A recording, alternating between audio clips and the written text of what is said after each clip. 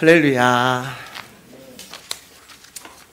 하나님의 말씀은 누가복음 22장, 오늘은 39절에서 46절까지의 말씀 보도록 하겠습니다.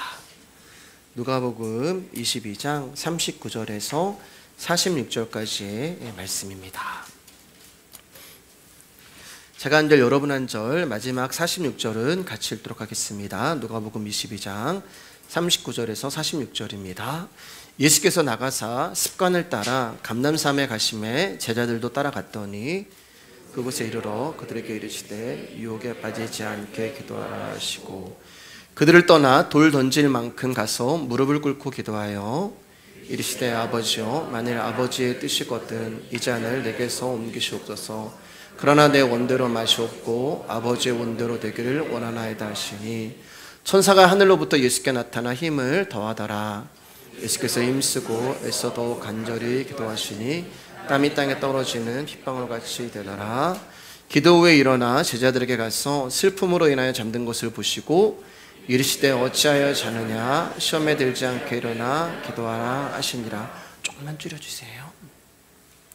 오늘 말씀의 제목 먼저 읽어볼까요? 시작. 예수님의 기도. 제가 지난주 설교를 마무리 지으면서 베드로에 관한 못다한 이야기를 오늘 이어서 한다고 말씀을 드렸는데요. 그렇게 이제 말씀을 준비하려고 봤더니 성경을 보니 예수님의 기도가 오늘 순서에 따라 등장을 합니다. 그리고 이 기도 후에 베드로의 통곡이 다시 나오더라고요. 그래서 순서에 따라 오늘은 예수님의 기도에 관한 말씀을 나누고 다음 주에 베드로에 대한 이야기를 다시 이어서 나눠보도록 하겠습니다. 그리고 지난 주일 말씀 요약을 굉장히 이제 간단하게 우리 민욱 전사님이 이렇게 딱 요약해서 주보에 해놨거든요. 너무 감사합니다. 다음 옆 사람과 인사할까요? 예, 귀하십니다. 귀하십니다. 네, 귀하십니다. 인간은 누구나 위급한 순간에 신을 찾게 되어 있습니다. 평소에 신에게 관심이 없는 사람이라도 위기와 어려움이 찾아오면 초월적인 존재의 도움에 힘을 빌려서 나의 위급한 문제를 해결하고자 하는 욕망이 우리가 기도로 나타나게 됩니다. 마찬가지로 성도라고 하는 우리 역시 우리의 어려움을 해결하기 위해서, 때로는 우리의 필요를 채우기 위해서 하나님의 이름을 부르고 기도를 해요. 그런데 여러분, 우리가 예수 그리스도를 제대로 믿고 우리가 복음을 제대로 배워가면은 바뀌는 것 중에 하나가 기도가 되는 거예요. 그럼 기도가 어떻게 바뀌는가? 전에는 나의 어려운 문제와 필요한 어떤 것을 갖기 위해 하나님을 찾고 기도를 했다면, 이제는 나의 필요와 문제를 해결받기 위한 기도가 아닌 예수님을 더 알고 싶은 기도를 드린다는 것입니다. 이렇게 기도가 바뀌는 거예요. 다시 말해서 나의 기도가 사라져 버리는 거예요. 내가 나의 이름을 위해서 살아갈 때는 내가 구하는 것이 전부 나였습니다. 그래서 나의 기도를 들어보면은 나의 뜻, 나의 욕망, 나의 욕심을 하나님께 구하고 찾고 두드렸어요.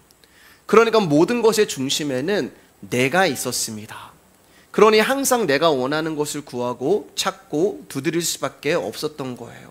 나의 소망, 나의 계획, 나의 가족, 나의 직장, 나의 자녀, 전부 나였던 거예요.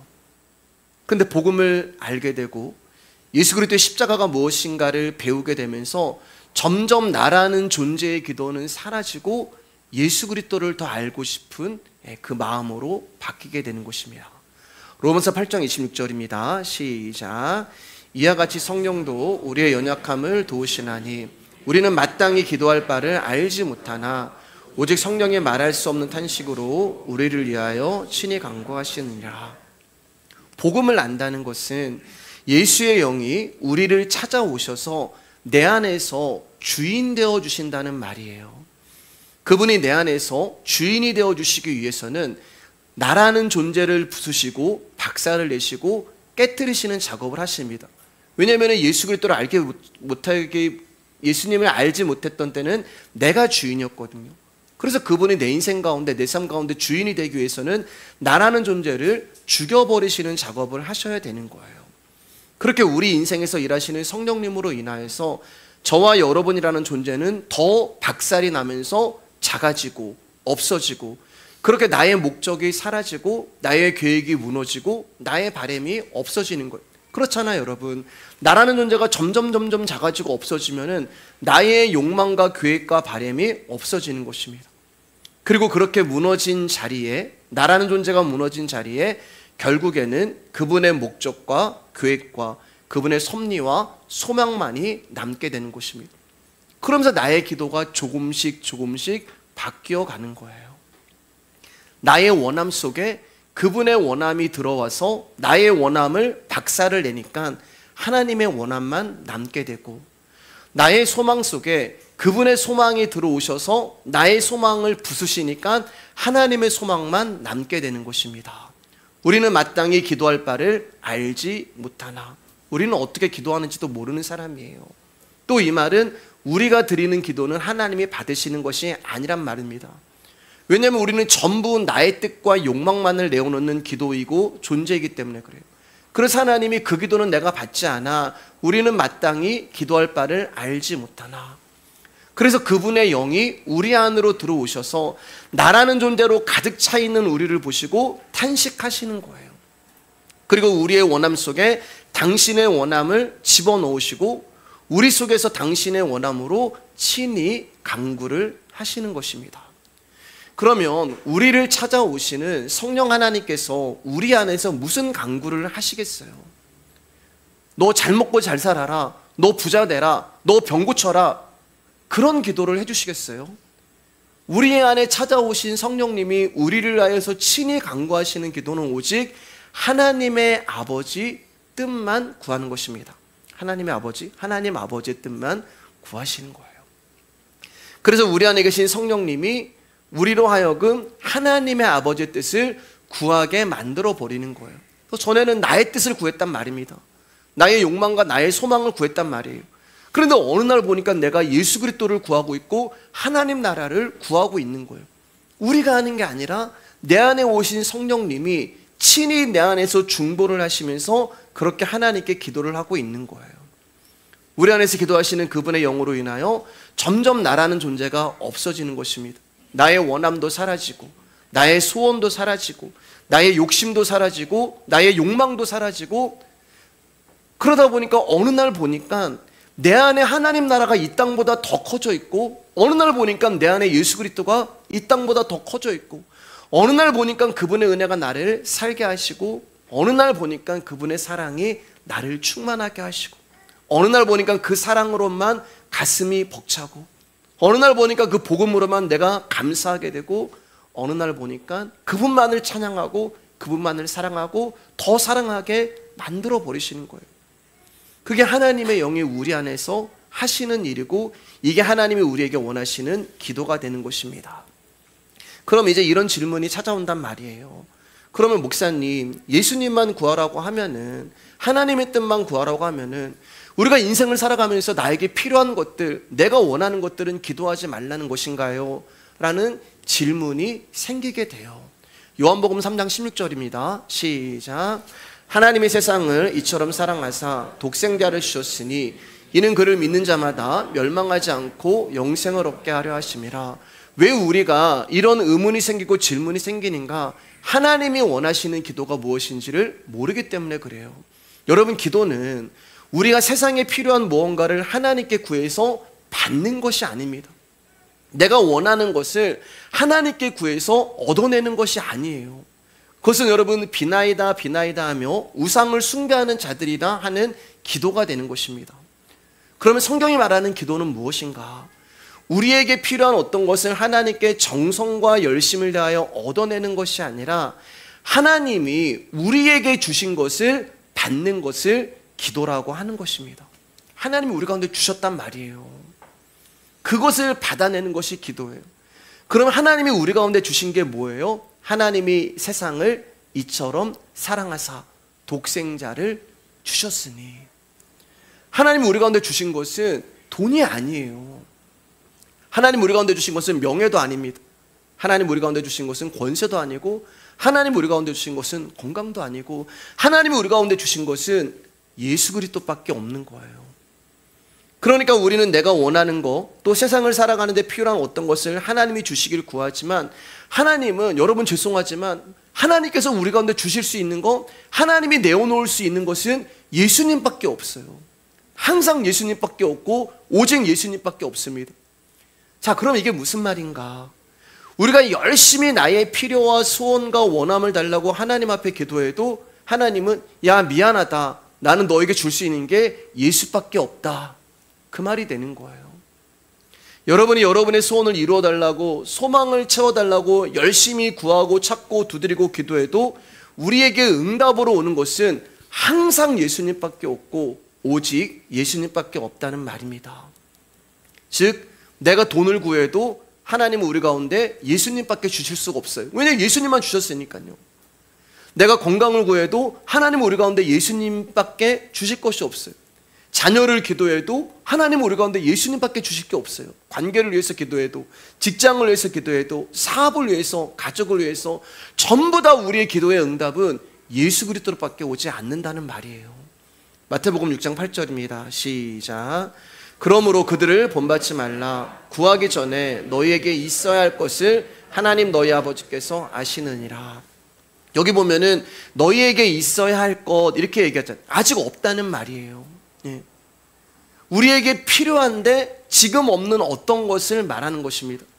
그러니까 여러분, 우리는 우리에게 무엇이 있어야 할지도 모르는 그런 존재들이란 말이에요. 너에게 있어야 할 것, 근데 없단 말이에요. 하나님 오실 때, 야, 너한테는 이게 꼭 필요한 거야. 근데 있어야 할 것, 아직 오지 않았단 말입니다. 근데 우리는 하나님 앞에 늘 엉뚱한 것만 구하는 존재라는 거예요. 다시 말씀을 잘 보세요. 우리는 하나님 앞에 나에게 필요한 것, 내가 원하는 것을 달라고 하나님 앞에 기도하는데, 하나님은 뭐라고 말씀하시냐면은 너희들이 그런 거 구하기 전에 너희한테 있어야 할 것이 있어라고 분명히 말씀하시는 거예요. 즉, 우리가 구하는 것이 우리에게 필요한 것이 아니란 말입니다. 하나님은 우리가 원하고 요청하는 것을 주시는 것이 아니라 너희에게 반드시 있어야 할 것을 주시는데, 그게 바로 예수님이라는 거예요. 예수님을 구할 때 거기서 용서가 나오고, 예수님만 구할 때 거기서 상처가 치유가 되는 것이고, 예수님만 구할 때 회복이 일어나는 것입니다. 그래서 성령님이 내 안에서 예수만 구할 수 있기를 말할 수 없는 탄식으로 기도하시는 거예요. 그렇게 그리스도가 내 안에 충만하기 때문에 내가 기뻐도 그리스도가 나오고, 뭔가 하나님 나에게 하나님 감사합니다, 주님 저를 사랑하시는군요, 이게 아니라 그냥 내 안에 예수님이 있으니까, 내 안에 예수님이 충만하니까 그냥 기뻐도 예수님이 나오고 슬퍼도 예수님이 나오고. 근데 예수님 없으면 어떻게 되는 거예요? 뭐가 잘 되면 예수님 감사합니다, 하나님 감사합니다, 안 되면 하나님 나 사랑하긴 하세요, 이렇게 된단 말이에요.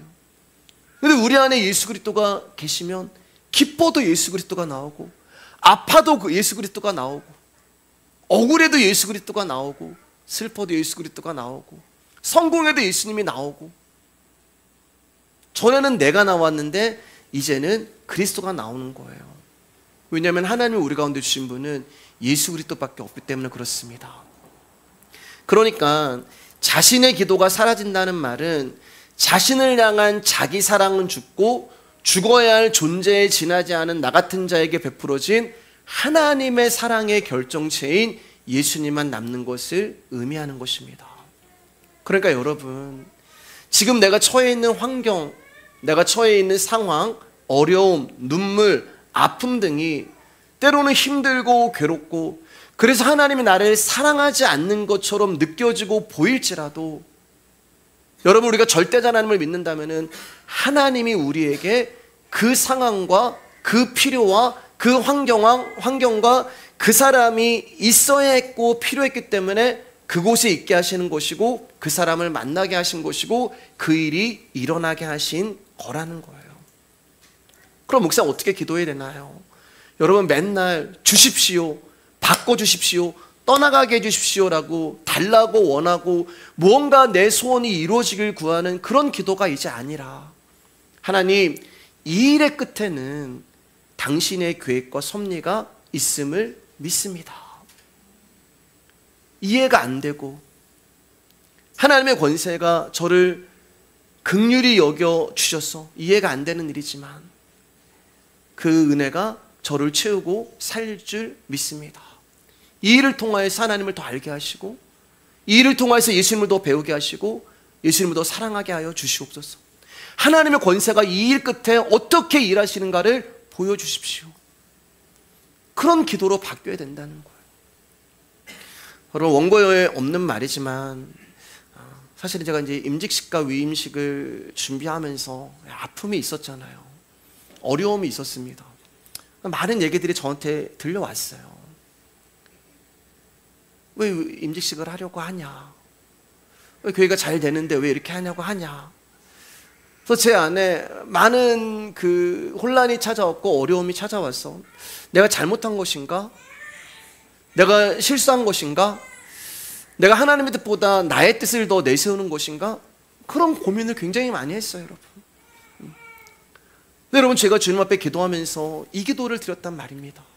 하나님, 제가 실수해도, 제가 설령 주님, 제가 인간적인 마음으로 이렇게 했다 하더라도 이 일 끝에는 반드시 하나님의 계획과 섭리가 있을 줄 믿습니다.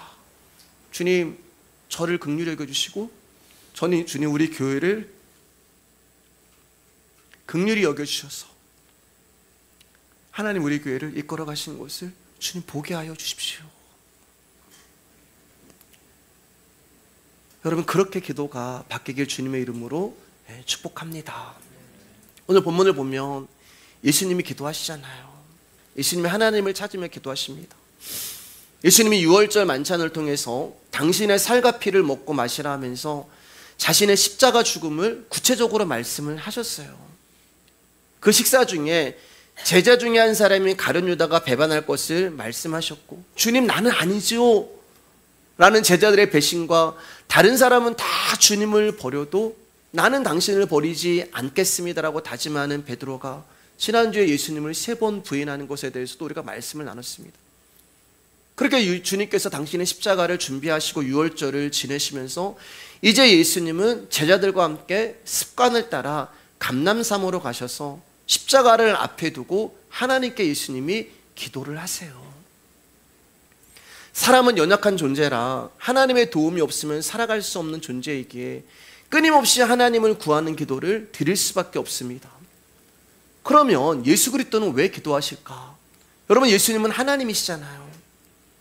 예수님은 하나님의 마음과 그 뜻을 잘 알고 계시는 분이고 고민과 갈등이 없이 능히 하나님의 뜻에 순종하는 분이십니다. 고민과 갈등이 없다는 말은 하나님의 뜻이 곧 예수님의 뜻이고 하나님의 생각이 곧 예수님의 생각이며 하나님의 말씀이 곧 예수님의 말씀이란 말입니다. 그래서 예수님은 그 어떤 고민과 갈등과 주저함 없이 하나님 아버지의 뜻을 따라 당당하게 십자가의 길로 걸어가고 계시는 거예요. 그렇기 때문에 엄밀히 말하면 예수님은 오늘과 같은 기도를 들으실 이유가 없습니다. 왜냐하면 이 땅에서 항상 하나님께 기도하셨고 아버지의 뜻을 구하셨어요. 근데 오늘 우리가 읽은 이 본문을 보면 예수님이 하나님께 기도하시는데 그 기도의 모습과 기도의 내용이 조금 이해하기 어렵고 힘든 부분이 있단 말입니다. 42절입니다. 시작.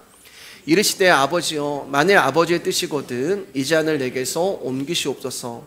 그러나 내 원대로 마시옵고 아버지의 원대로 되기를 원하나이다 하시니.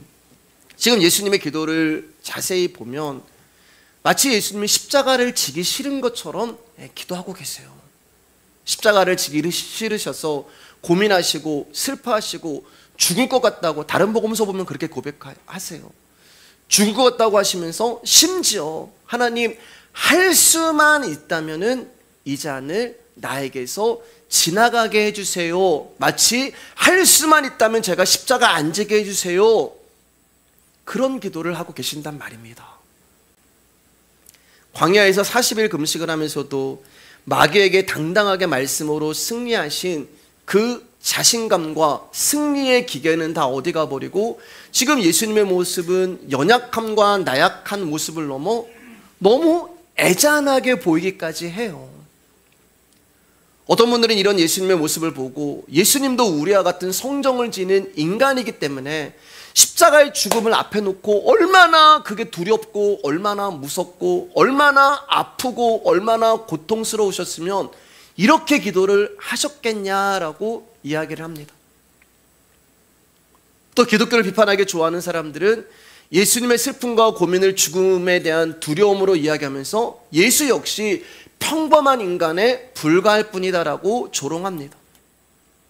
자, 그러면 여러분, 예수님이 이렇게 슬퍼하면서 고민하시는 것이 정말 예수님이 십자가의 죽음과 고난과 고통을 피하고 싶으셨어. 나 십자가에서 못 박히고 나 거기에 올라가는 게 너무 아프고 무서워요. 그래서 할 수만 있으면 안 지고 싶습니다라는 그런 마음으로 기도하시는 것일까? 여러분들은 어떻게 생각하세요? 여러분, 만약 그런 이유라면 예수님은 애초에 이 땅에 성육신하시면 안 됩니다. 여러분, 예수님이 이 땅에 사람의 모습을 입고 오신 이유가 뭐예요? 십자가에 죽으시기 위해서 오신 거예요. 맞잖아요, 여러분. 여러분, 예수님이 왜 인간의 모습을 입고 이 땅에 오셨어요? 십자가에 죽으러 오신 거예요. 그거 하러 오신 거예요. 그렇기 때문에 예수님은 십자가의 죽음을 두려워하거나 슬퍼하거나 고민하지 말고 당당하게 맞이하셔야 하는 것입니다. 목사님 너무 냉정하시다, 그렇게 생각하시나요? 우리가 예수 그리스도를 볼 때 여러분, 잘못된 시선이 뭐냐면은 인간적으로 예수님을 본다는 거예요. 우리가 예수님을 인간적으로 모습으로 예수님을 보시기 때문에 이 잔을 내게서 옮기시옵소서라고 기도하시는 것이 예수님께서 십자가의 길을 피하고 싶은 마음 때문이라고 생각을 하는 것입니다. 그러나 그런 시각으로 예수님 보시면 안 됩니다. 여러분, 그렇게 보시면은 예수님을 우리와 동등된 신분으로 보는 교만한 마음으로 그렇게 예수님을 보는 거예요. 분명히 말씀드리지만 예수님은 인간적인 예수님이 아니세요. 그분은 신적인 사역을 완성하기 위해 인간의 몸을 잠시 입으신 천지를 창조하신 하나님이십니다. 그래서 예수님이 십자가에 죽으시고 그 육신이 사라져 버리신 거예요. 어디 갔다는 말이 없잖아요. 이단과 사이비들은 성지라고 얘기해가지고 여기에 우리의 그 교주가 묻힌 그 무덤입니다. 예수님은 인간의 몸을 강조하시는 분이 아니에요. 그렇기 때문에 인간의 몸을 입으신 예수님은 십자가에 반드시 죽으셔야만 창세전에 세우신 당신의 언약과 계획이 완성이 되는 것입니다. 자, 그럼 도대체 예수님이 이렇게 기도하시는 모습과 이 기도의 내용은 과연 무엇을 의미하는 것일까? 41절입니다. 시작. 그들을 떠나 돌 던질 만큼 가서 무릎을 꿇고 기도하여. 여기 보시면 예수님이 기도하시는 장소가 제자들과 돌 던질 만큼 가까운 거리라는 것을 알 수 있어요. 즉, 예수님이 무슨 기도를 하든지 제자들은 예수님의 기도를 다 들을 수 있다는 의미가 되는 거예요. 십자가를 앞에 두신 예수님은 계속해서 제자들에게 당신이 지셔야 하는 십자가가 무엇인가를 말씀하고 계시는 것입니다. 최후의 만찬에서도 떡을 가리켜서 내 살이라고 하시고, 죄송합니다, 잔을 가리켜서 내 피라 하시며 예수님이 걸어가시는 그 십자가의 세계가 어떤 것인가를 끊임없이 말씀하고 계셨어요. 그러니까 오늘 돌 던질 만큼 가까운 거리에서 기도하신 이유는 제자들에게 십자가의 의미가 무엇인가를 다시 한번 들려주시기를 원하셨던 거예요. 뭘로요? 기도로. 여러분, 예수님에서 나오는 기도는 말씀이 되잖아요.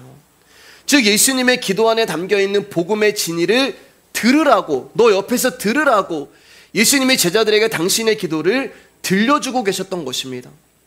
즉, 예수님은 당신의 기도를 통하여서 제자들에게 말씀하고 계셨던 거예요. 그러나 제자들은 예수님이 지실 십자가에는 관심이 없었습니다. 제자들은 앞으로 자신들에게 펼쳐질 현실의 무거움을 전혀 감지하지 못한 채 그저 누가 크냐라는 문제로 다투고 입으로는 주님을 배신하지 않겠다며 큰 소리만 치고 있지, 지금 예수님의 땀방울이 변하여 핏방울이 되어가는 그 기도 안에 담겨있는 십자가의 복음을 들으려 하지 않은 거예요. 그래서 예수님이 기도할 때 제자들은 육신의 피곤함을 이기지 못하고 잠을 자버린 거예요. 즉, 예수님의 기도는 그들의 관심이 아니었단 말입니다. 왜냐하면 그들의 관심은 예수님이 아니라 전부 뭐라고요? 나예요, 나. 그래서 잠이 오는 거예요. 근심이 있는 사람은 잠을 못 잡니다. 걱정이 있는 사람, 고민이 있으면 잠을 이룰 수 없어요. 그 이유는 고민 안에 담겨있는 무게감이 우리의 영을 짓누르고 있기 때문에 잠을 잘 수가 없어요. 그래서 예수님은 지금 당신 앞에 있는 십자가라는 무거움을 인하여 고민하며 번민하며 땀방울이 핏방울이 되도록 기도하시는데, 제자들은 예수님의 고민과 전혀 상관이 없으니까 잠을 쿨쿨 자고 있는 거예요. 왜요? 고민이 없어요. 제자들이 3년 동안 예수님을 따라다녔지만 이 말은 예수님과 전혀 관계가 없다는 것을 드러내는 말입니다. 예수님이 아프면 제자들도 아파야 되잖아요. 예수님이 슬프면 제자들도 슬퍼야 되잖아요. 예수님이 고민하시면 제자들도 고민해야 되는데 전혀 관계가 없는 삶을 살아가고 있다는 말입니다. 그러니까 십자가는 나의 아니라 그건 예수님의 일이죠. 십자가는 내가 짊어지는 것이 아니라 그건 예수님이 짊어져야죠. 전혀 상관이 없는 것입니다. 그래서 지금 쿨쿨 잠을 자고 있는 거예요. 한쪽에서는 피를 뚝뚝 흘리면서 기도하는데 한쪽에서는 쿨쿨 잠을 자고 있는 것입니다. 십자가가 예수님에게 슬픔과 고민이 되는 무거움으로 다가오는 것이라면 저와 여러분 역시 십자가의 길을 가는 성도로서 예수님의 슬픔과 고민이 느껴져야 된단 말입니다. 근데 여러분 그러시나요? 한 번이라도 십자가 앞에서 진솔하게 슬픔과 고민을 해보신 적이 있으실까요? 아마 없으실 것입니다. 왜냐하면 제자들이 그랬기 때문에 그래요. 예수님은 자기를 부인하고 자기 십자가를 지고 나를 따르라고 하셨지만 솔직히 우리에게는 짊어지고 가야 하는 십자가가 없습니다. 그러니 십자가의 무거움을 알 수도 없고 십자가의 슬픔과 고민이 되지도 않는 것입니다. 그래서 제자들의 모습이 저와 여러분들의 모습이 되는 거예요. 39절입니다. 시작. 예수께서 나가사 습관을 따라 감람산에 가심에 제자들도 따라갔더니, 여기 보면 습관을 따라 감람산에 가셨다고 말씀하고 있어요. 이 말은 그만큼 예수님이 감람산에 자주 가셨다는 말이 되는 것입니다. 여기 이제 습관을 따라 감람산에 가셨다라는 이 말 때문에 사람들이 뭐라고 얘기했냐면은, 봐라, 예수님도 습관이 될 정도로 기도하셨으니 우리도 기도가 습관이 되어야 한다라고 말을 하는데, 여러분 그것은 본문의 의도와 전혀 상관이 없는 내용이에요. 여러분 말씀을 잘못 해석하면은 그 말씀 가지고 우리를 눌러버리는 거예요. 묶어버리는 거예요. 하나님이 우리 가운데 주시는 것은 자유란 말입니다. 여러분 복음은 우리 가운데 자유를 주시는 거예요. 근데 우리는 너무 말씀 앞에 묶이고 또 어느 정도까지 되냐면은 그 묶여있는 것을 안정감으로 우리가 생각한단 말입니다. 하나님은 풀어놓아 다니게 하라라고 말씀하셨는데 우리는 가서 또 묶어버려요. 거기에 습관이 되어버리니까. 여러분 이 말씀은 기도를 강조하는 말씀이 아니에요.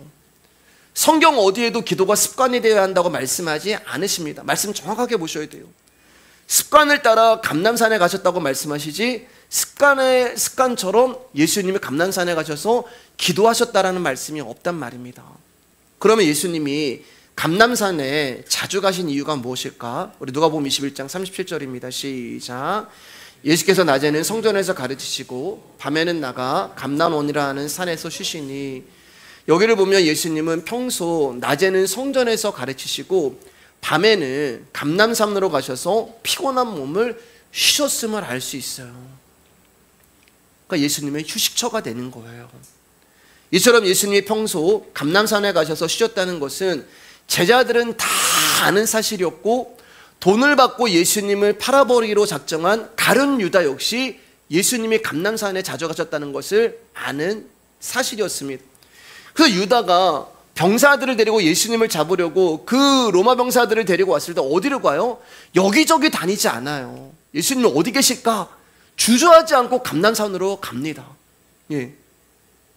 그러니까 여러분 이 말은 예수님은 유다의 배반을 알고 계셨고 유다가 나를 잡으러 감람산으로 올 것을 알고 계셨으면서도 피하지 않고 지금 이곳에서 유다를 기다리고 계셨다는 말이에요. 자, 그러면 이런 모든 정황을 종합해 볼 때, 죄송합니다.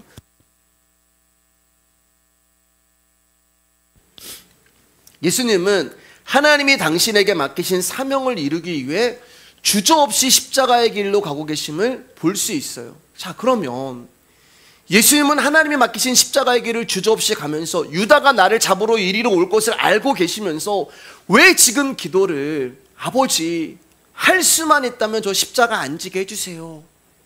왜 이렇게 기도를 하시는 것일까? 마태복음 6장 9절입니다. 시작. 그러므로 너희는 이렇게 기도하라. 하늘에 계신 우리 아버지여 이름이 거룩히 여김을 받으시오며. 예수님이 우리 가운데 가르쳐 주신 주기도문을 보면은 하늘에 계신 우리 아버지여 이렇게 시작을 해요. 이게 우리의 기도의 출발이 되는 것입니다. 그럼 우리가 왜 하나님을 아버지라고 부르는지 아세요? 그럼 우리가 자녀이기 때문에 그래요. 즉 하나님 아버지와 자녀라는 우리의 관계가 기도할 수 있는 관계가 된단 말이에요. 무슨 말이냐면은 하나님을 아버지라 부를 수 있는 자들만 하나님께 기도할 수 있다는 거예요. 그래서 예수님도 당신의 기도를 들어보면 항상 하나님을 향해서 아버지라고 불렀어요. 그리고 우리 가운데 기도를 가르쳐 줄 때도 하늘에 계신 우리 아버지라고 가르쳐 주시는 것입니다. 그래서 예수님의 기도를 들어보면 항상 아버지의 뜻대로 아버지의 원대로라고 기도를 하는 것입니다. 그리고 기도뿐만이 아니라 예수님은 말씀을 증거하실 때도 아버지, 복음을 전하실 때도 항상 하나님을 아버지라고 부르셨어요. 그런데 성경에 딱 한 번, 성경에 단 한 군데서 예수님이 하나님을 아버지라 부르지 못하는 장면이 나와요. 그것이 바로 십자가 위에서란 말입니다. 십자가에서 예수님은 하나님을 아버지라 부르시지 못했어요. 왜냐하면 십자가에 달리신 예수님은 더 이상 하나님의 아들이 아니라 죄인 예수일 뿐이기 때문에 그렇습니다. 십자가에서 예수님은 더 이상 하나님의 아들이 아니라 하나님으로 버림을 받은 죄인일 뿐이에요. 그래서 예수님이 성경에 단 한 번 십자가에서 하나님을 아버지라 부르지 못하고 나의 하나님 어찌하여 나를 버리셨습니까? 라고 외치고 계시는 거예요. 여러분, 예수님은 하나님과 한 번도 떨어진 적이 없습니다. 창세전부터 함께 계셨고 뗄래야 뗄 수 없는 아버지와 아들의 관계였고 그분들의 관계는 하나의 관계였단 말입니다.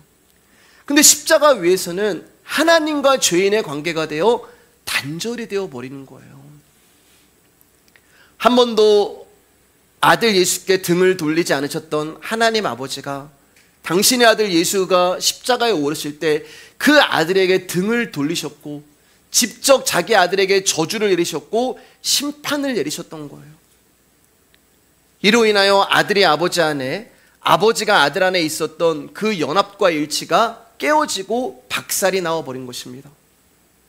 여러분, 우리가 다 자녀를 두셨잖아요. 여러분, 여러분의 손으로 아들을 십자가에 매달아 놓고 난도질 하실 수 있으시겠어요? 어제까지, 아니 몇 시간 전까지만 해도 내 아들이었단 말입니다. 내 사랑하는 아들이었고 나의 전부였어요. 그 아들을 십자가에 여러분의 손으로 매달아 놓고 머리부터 발끝까지 찢어 죽일 수 있으시겠냐고요. 우리는 도저히 할 수 없어요. 근데 하나님이 그렇게 하셨습니다. 당신의 아들을 십자가에 매달아 놓으시고 머리부터 발끝까지 찢어 놓으시고 난도질하시고 저주하고 심판하신 거예요. 그래서 예수님 마음이 괴로운 거예요. 그래서 예수님 마음이 아픈 거예요. 그래서 예수님 마음이 힘드신 것입니다. 왜요? 하나님이, 나의 하나님 아버지가 나를 어떻게 사랑하는가를 예수님이 알고 계시기 때문에 그래요. 자기보다 아들을 더 사랑하시는 하나님 아버지가 아들에게 등을 돌리시고 아들을 저주하시고 아들을 죽일 수밖에 없는 그 아픔의 마음을 아들 예수님이 아시니까 그 하나님의 마음을 생각할 때 예수님 너무 고통스러운 거예요. 그 하나님의 마음을 생각하니까, 그 아픈 하나님 아버지의 마음을 생각하니까 예수님이 고민되는 거예요. 나를 십자가에 죽이시고 나를 난도질할 때 그 하나님 아버지의 찢어지는 마음을 예수님이 아니까 예수님이 고통스러운 거예요. 그래서 기도하는 거예요. 죽게 되었다고 표현하면서 땀방울이 변하여 피가 되면서 하나님 앞에 힘겹게 기도하시는 것입니다. 아버지, 한 번도 창세전부터 지금까지 하나님과 떨어져 본 적이 없는데 내가 하나님 안에, 하나님이 내 안에 있는 그런 관계였는데 아버지, 제가 십자가를 지게 되면은 하나님과 떨어져야 되는데 그 떨어지는 아픔이 너무 크다는 것을 알고 있기 때문에 아버지, 다른 방법은 없나요? 아버지, 다른 방법은 없나요? 할 수만 있다면 이 잔을 옮겨주십시오라고 기도하시는 것입니다. 그래서 너무 고통스러워서 죽게 되었다. 나를 십자가에 매달아 놓고 나를 난도질할 때, 나를 심판하실 때, 나를 저주하실 때 그 하나님 아버지의 마음이 얼마나 아프실까?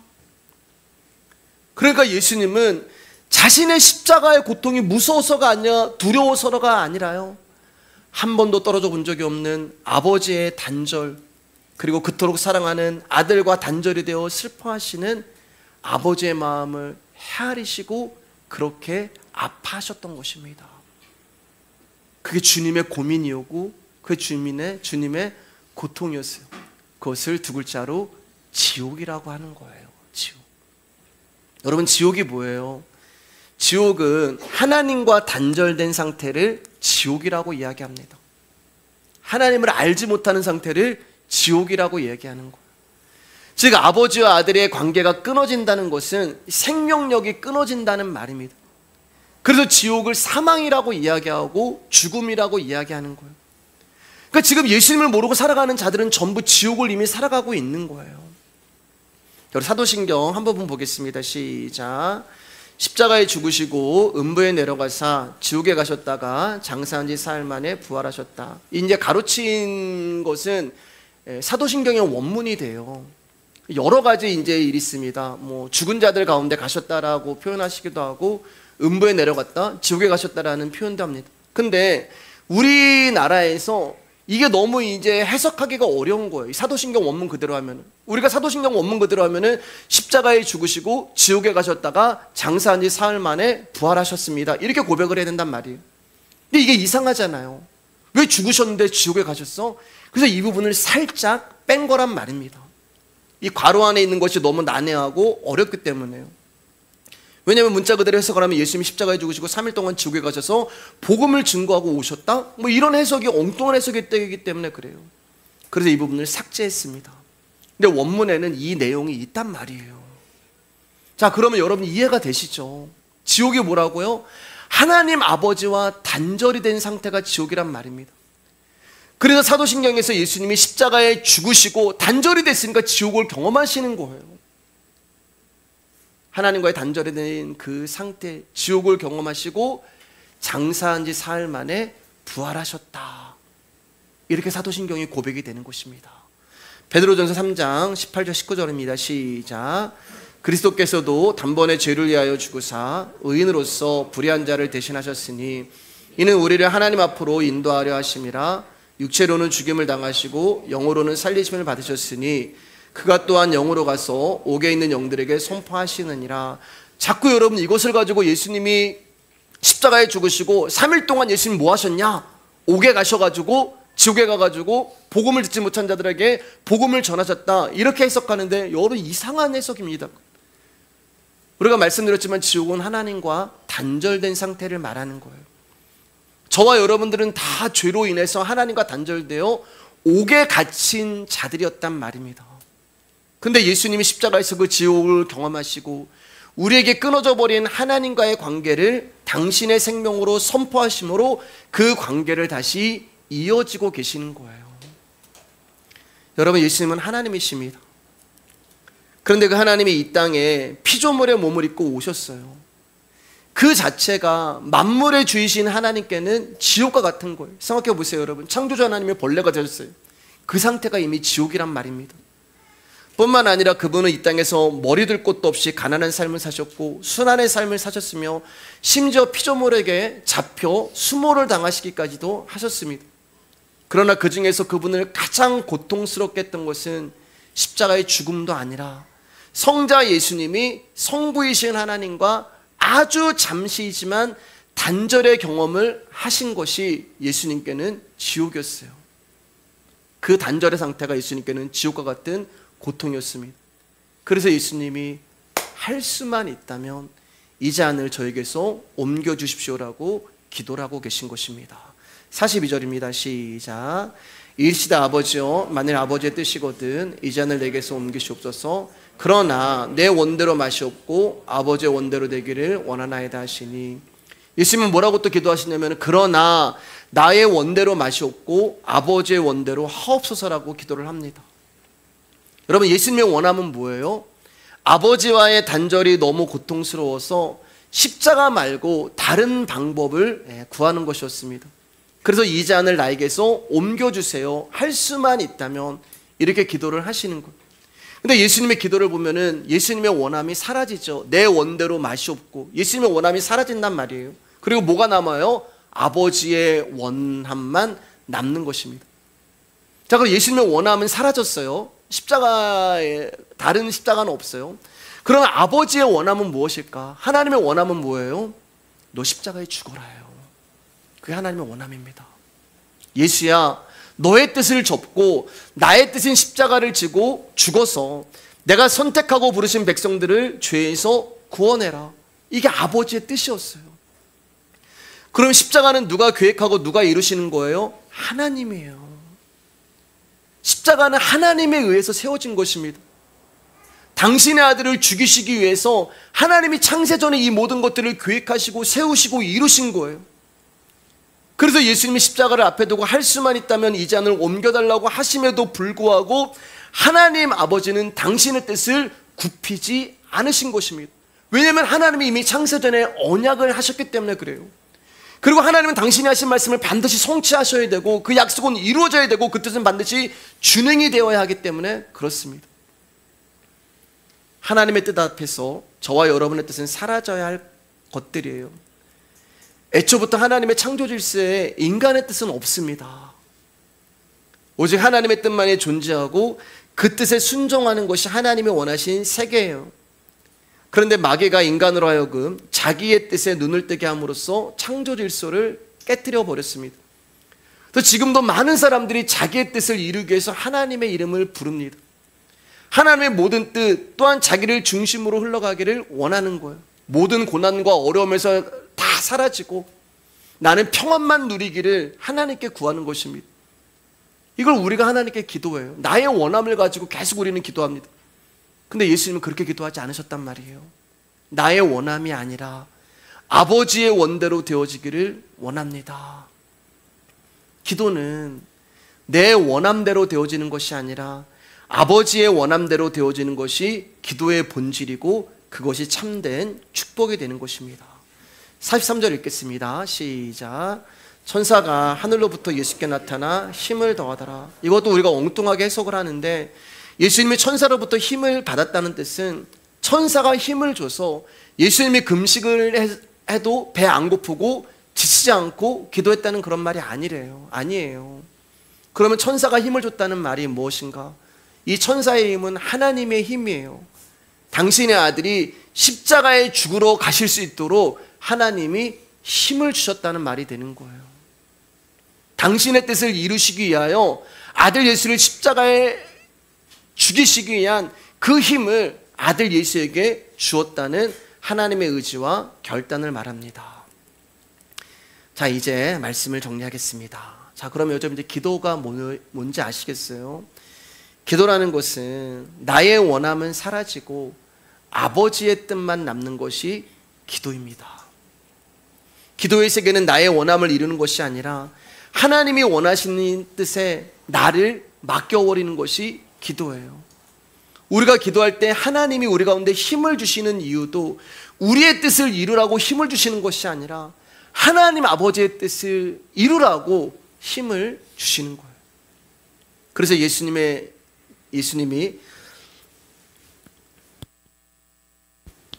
나의 뜻이 아닌 아버지 뜻대로 되어지기를 원합니다라고 기도를 하신 것입니다.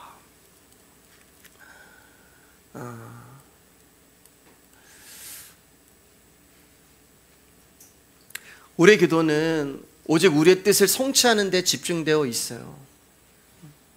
오늘날 현대인들의 기도에 이야기할 때 그 기도의 열정이 무엇이겠어요? 다 나란 말입니다. 서두에 말씀드렸듯이 나의 문제, 나의 뜻이 성취가 되는 것이 기도의 관심이에요.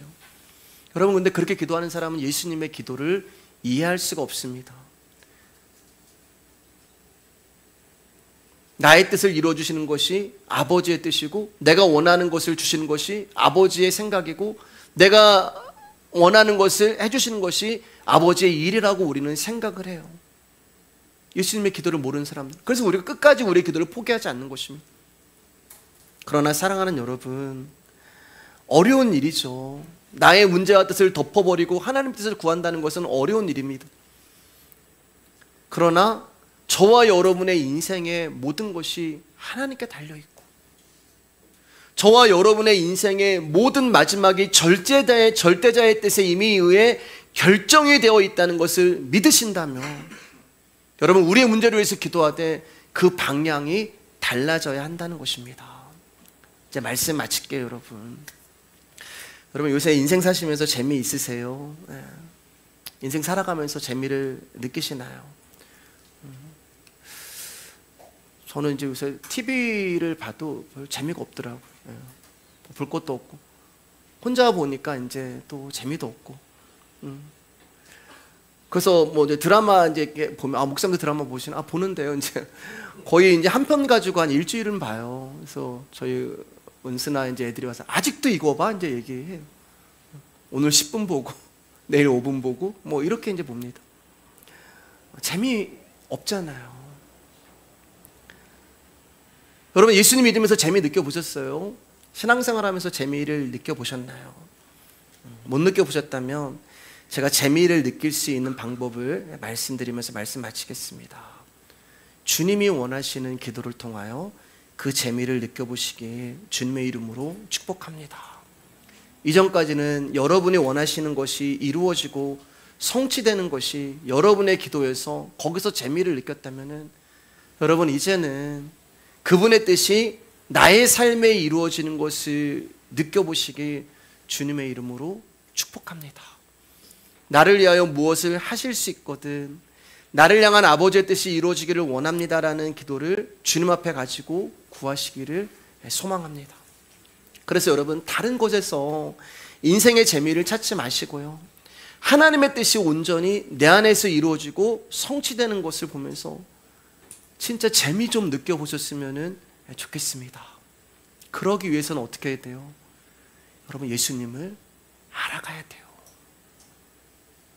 예수님을 알지 못하면 이 재미를 느낄 수가 없어요. 예수님을 알지 못하면 우리는 끝없이 나의 원함을 가지고 주님 앞으로 나갈 수밖에 없기 때문에 그렇습니다. 그래서 여러분, 하나님이 우리 가운데 주시는 인생의 재미는 곧 말씀을 더 알아가고, 말씀을 더 사모하고, 말씀을 더 갈급해하고, 말씀을 더 열심히 내는 곳에 있습니다. 그래서 여러분의 인생이 나의 원함에서 아버지의 원함으로, 나의 뜻에서 주님의 뜻으로 옮겨가는 일들이 많아지기를 주님의 이름으로 축복합니다.